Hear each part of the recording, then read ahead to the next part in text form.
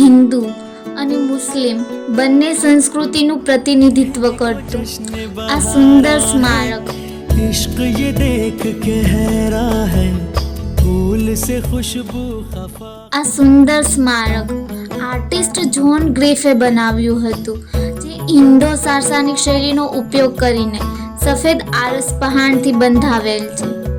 આ ભવ્ય સ્મારક ભાવનગરની મધ્યમાં આવેલ છે, જેને ગંગા ડેરી કહે છે. वो है या नहीं हमारे ગોહિલ વંશના રાજા તખ્તસિંહજીના પત્ની મહારાણી શ્રી માજીરાજ બાને આ સુંદર સ્મારકના નિર્માણ માટે સન્માનિત કરવામાં આવ્યા હતા. ગંગા ડેરી એ વિવિધતામાં એકતાનું એક સુંદર ઉદાહરણ છે.